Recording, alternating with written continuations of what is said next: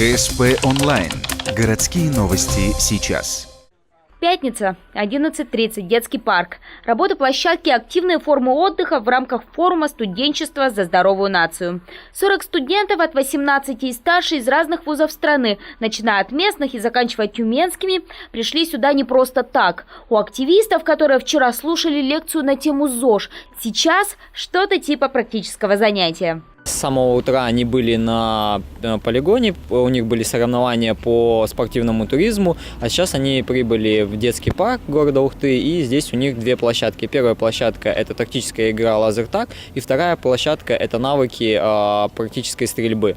После таких активных видов деятельности у ребят будут еще и мастер-классы и тренинги различной направленности. Ну а в финале форума все 400 участников соберутся на общей организационной деловой игре, посвященной теме «Как сохранить здоровье во время сессии».